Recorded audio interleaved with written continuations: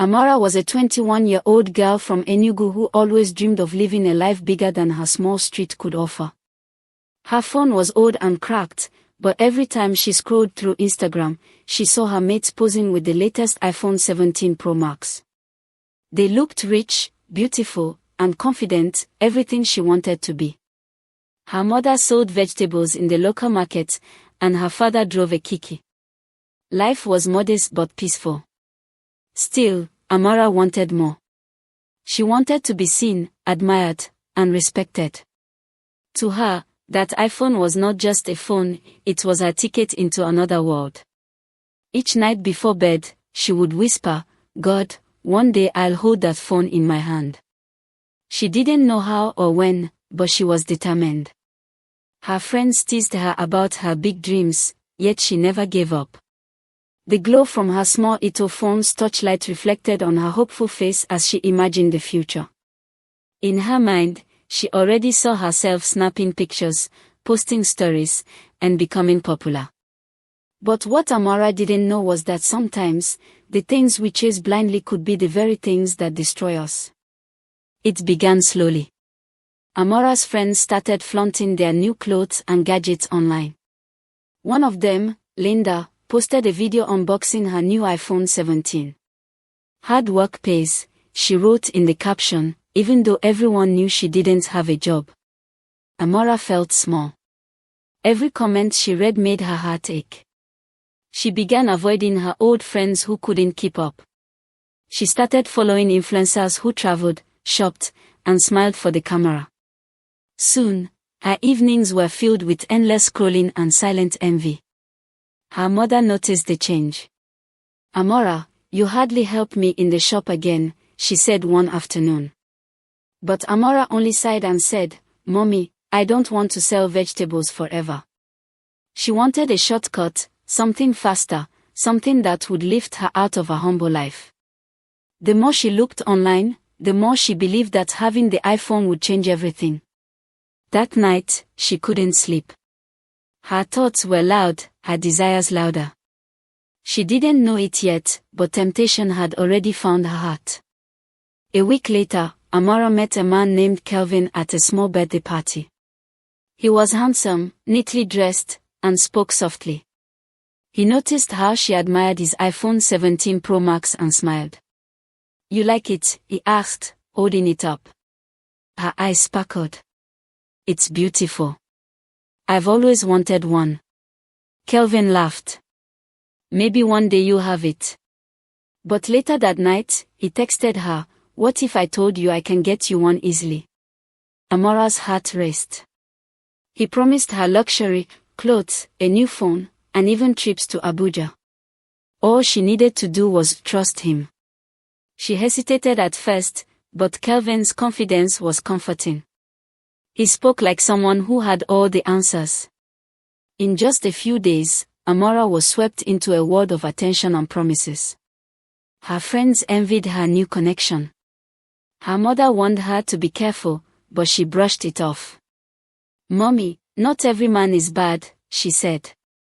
But deep down, a small voice whispered that something about Kelvin didn't feel right. Sadly, it was a voice Amara chose to ignore. Within 2 weeks, Amara's life began to change. Kelvin bought her new clothes, shoes, and perfumes. He took her to fancy restaurants where waiters greeted her like royalty. For the first time, she felt like she mattered. She started posting pictures online, smiling beside plates of food she could barely pronounce. Her followers increased. Comments like "soft life goals" and "you're glowing, girl" filled her notifications. She loved it. Her mother asked, "Amara, who is buying you all these things?" But she just laughed and said, "Don't worry, Mommy. God is blessing me." The old woman sighed, sensing something wasn't right. Amara didn't care. Each day with Kelvin felt like a dream come true. When he promised to buy her an iPhone 17 Pro Max soon, she hugged him tightly, tears of joy in her eyes. Little did she know, dreams that come too easily often have a price hidden in the shadows. One Friday night, Kelvin invited Amara to a private lounge outside town. He arrived in a sleek black car and told her to pack a small bag. "Just a weekend getaway," he said with a wink. At first, she was thrilled. But on the drive, he made strange phone calls in hushed tones. When she asked who he was talking to, he only smiled and said, "Business partners." Still, something in his voice made her uneasy. They arrived at a quiet guest house surrounded by tall trees. There were no other guests, only 3 men who nodded silently at Kelvin when they entered. "They are my friends," he said, leading her to a room. That night, she couldn't sleep. She heard whispers outside the door. Her heart pounded. For the first time, she missed home, her mother's voice, the smell of stew cooking, the sound of her father's kiki returning at night. But by morning, Kelvin was charming again. "Don't overthink, my love," he said. "Soon, you'll have everything you've ever wanted." 2 days later, Kelvin handed her a brand new iPhone 17 Pro Max in a glossy white box. Amara gasped, her hands trembling. "Is this really for me?" she asked, her voice breaking with emotion. He smiled. "You deserve it, baby. I told you I'd make you happy." She hugged him, tears falling freely. For her, this was more than a phone, it was proof that she was finally somebody. She took dozens of pictures, posting them online with captions like, "God has done it," and "Dreams do come true." Her page exploded with likes and followers. She felt powerful, untouchable. That evening, Kelvin told her they would be traveling to another city soon for business. He said she needed to meet some people who could take her higher. She didn't understand, but she agreed. As she scrolled through her shiny new phone that night, a strange chill filled her heart, a feeling she quickly pushed away. She was too busy smiling at her own reflection on the screen. A few days later, Kelvin told Amara to get ready. "We are going to meet some important people," he said. "This is your big break." She packed her finest clothes and, of course, her iPhone 17 Pro Max. They left early in the morning, driving for hours. The road stretched endlessly through forests and small villages. Amara dozed off and woke to find herself far from anywhere familiar. She asked, "Where are we?" but Kelvin just smiled. "Almost there." They stopped at a lonely fuel station to refill. The attendants looked at her strangely, maybe because she was the only woman with 3 men. She felt a sudden shiver. "Kelvin, are you sure about this trip?" she asked. He placed his hand on hers. "Trust me, babe. Everything's fine." But deep inside, her spirit was restless. Something felt off. The laughter of the men in the car didn't sound like normal laughter anymore. It sounded hollow. As the car sped down the dusty road, Amara tried to call her mother, but there was no network signal. She didn't know it yet, but she was already too far from home. Night had fallen when they arrived at a large compound deep in the bush. There were no street lights, no sounds of people, only crickets and darkness. Kelvin told her to wait in the car while he spoke with someone. Minutes turned into an hour. When he returned, he was quiet. "Come with me," he said. He led her into a building lit by red bulbs. The air smelled strange, like herbs and smoke. Old symbols were drawn on the walls. Amara felt fear rise in her chest. "Kelvin, where are we?" she whispered. He didn't answer. 2 men appeared, both dressed in white cloth tied around their waists. One of them carried a calabash filled with dark liquid. Her heart began to race. "What's happening?" she cried. But Kelvin's eyes were cold now, empty of the warmth she once knew.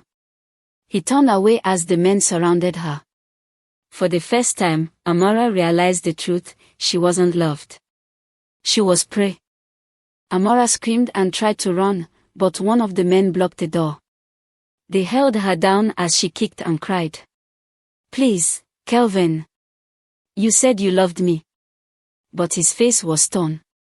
"It's too late, Amara," he said softly. "You wanted the good life. This is the price." Tears streamed down her cheeks as she begged for mercy. "Please, I just wanted a better life. I didn't know," her voice broke into sobs. But no one listened. The room echoed with chanting. They poured something cold on her skin. The lights flickered. The walls felt like they were closing in. Amara's screams faded as the ritual began. Outside, the wind howled like a grieving spirit. Somewhere in the distance, a mother woke up suddenly from her sleep, clutching her chest, as if her soul knew her daughter was in danger. That night, Amara's dream of luxury was swallowed by darkness. The morning after Amara vanished, her mother noticed her bed was still neatly made. At first, she thought Amara had left early to see a friend, but as hours passed, worry grew. She tried calling her, but the phone was switched off. By evening, fear had replaced curiosity. Her father returned from work, and they both began searching, asking neighbors, calling her friends. No one knew where she went.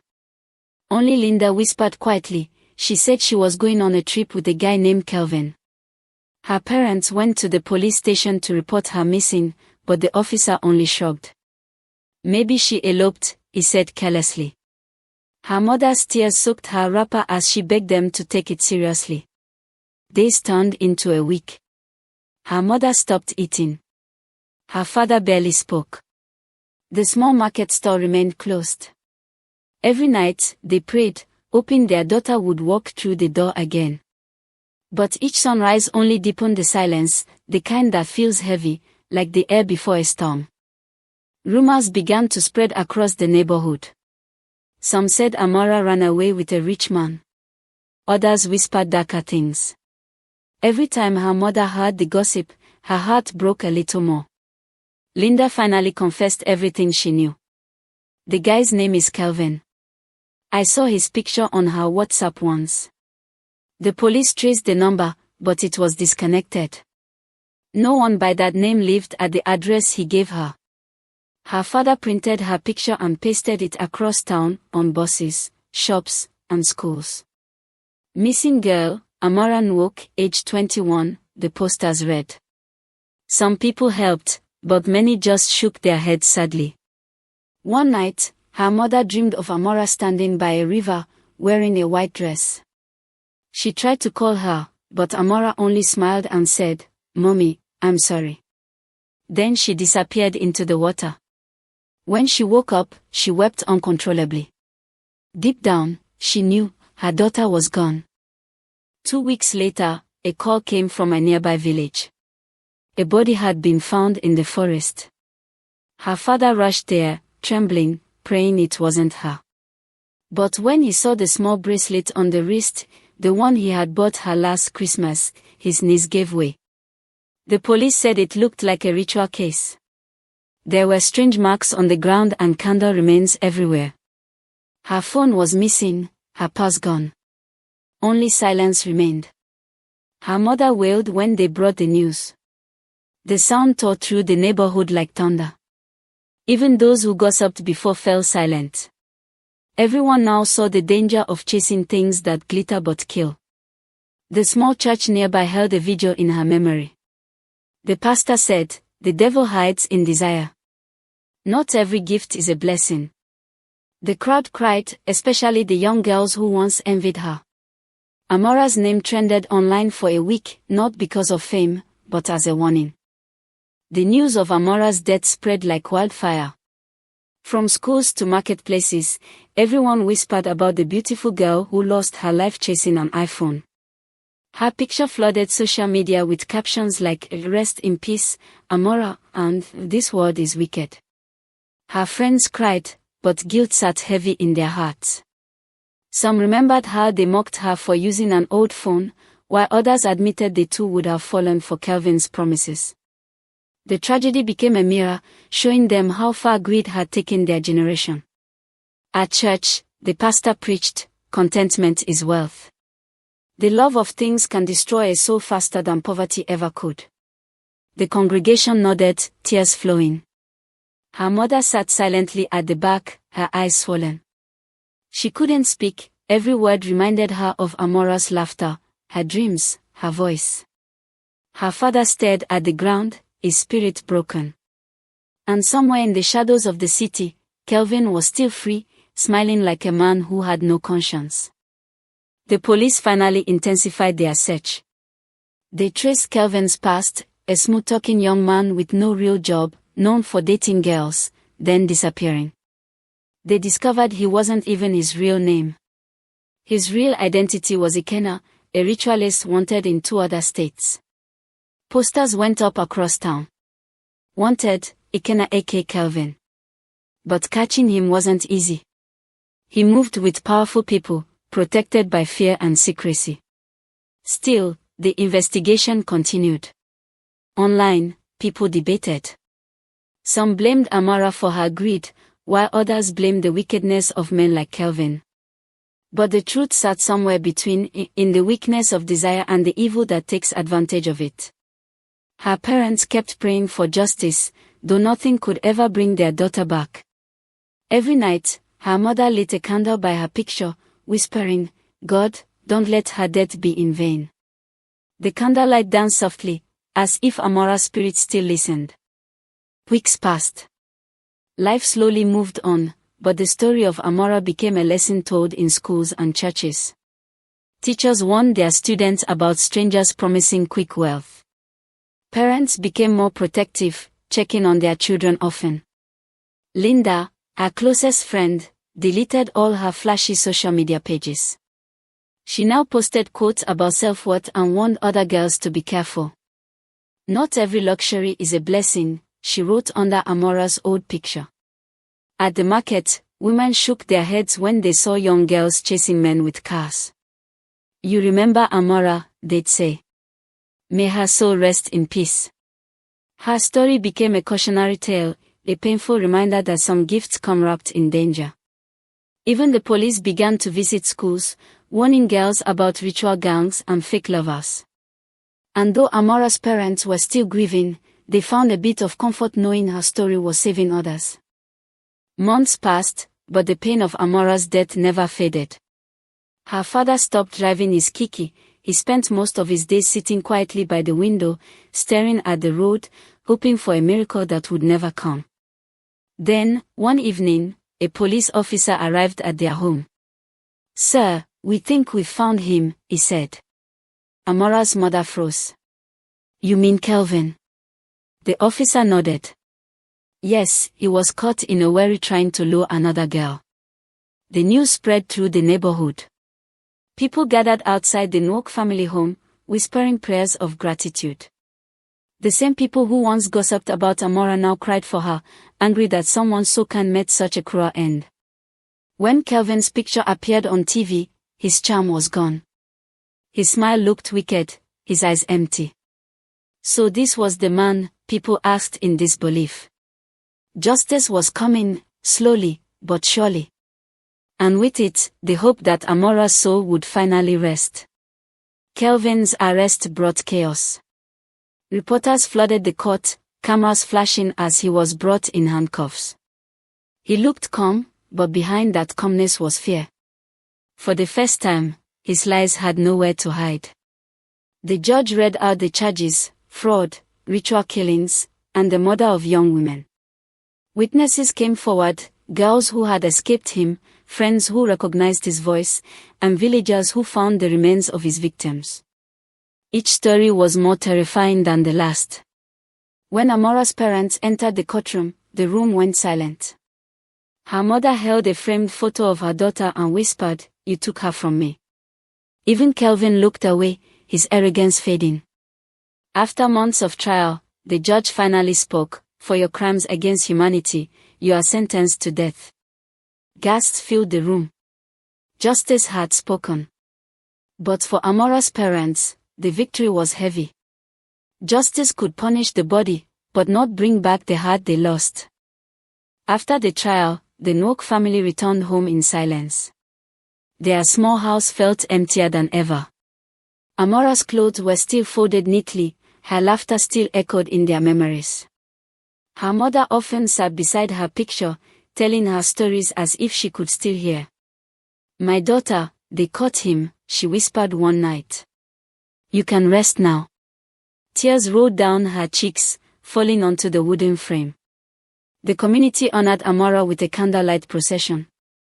Hundreds marched through the streets, holding candles and singing softly. Some carried placards that read, "Say no to greed" and "Protect our daughters." Even strangers who never met her felt the pain. She had become a symbol, a reminder that life is worth more than anything money can buy. As the candles flickered against the night sky, her mother looked up and whispered, "I hope you're smiling where you are, my child." Months after Kelvin's trial, the town began to breathe again. People moved on, but Amara's story still lived in every whisper of caution, every mother's prayer, every father's worried glance at his daughter. Her parents slowly reopened the vegetable stall. Customers often paused to comfort them, sharing how Amara's story had changed their lives. Some mothers stopped their children from chasing flashy strangers, some young girls deleted fake sugar daddy contacts from their phones. Even Linda, her best friend, found peace by volunteering in schools, teaching young girls about self-worth and danger signs. "If only I knew then," she'd tell them, "maybe Amara would still be alive." The pain never left, but it started to transform, from sorrow into purpose. Amara's mother said, if her story can save one girl, then she did not die for nothing. And for the first time in a long while, she smiled through her tears. A year later, Amara's parents launched a small charity called the Amara Hope Foundation. Its goal was to educate young women about self-value, online safety, and the dangers of greed. They visited schools, churches, and youth centers, sharing their daughter's story. At first, it was hard to speak about her without breaking down. But with time, her mother's trembling voice grew strong. "My daughter died chasing a lie," she said to every crowd. "Don't let that lie destroy you too." The foundation's message spread fast. Even local radio stations began to air programs inspired by Amara's life. Girls from different towns wrote letters, thanking the family for their courage. Amara's father often said, "We couldn't protect her, but maybe through this, we can protect others."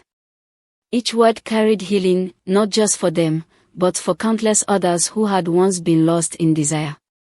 And somewhere, in the quiet of the night, it felt like Amara's spirit was finally at peace. 2 years after her death, Amara's parents visited her grave in Enugu.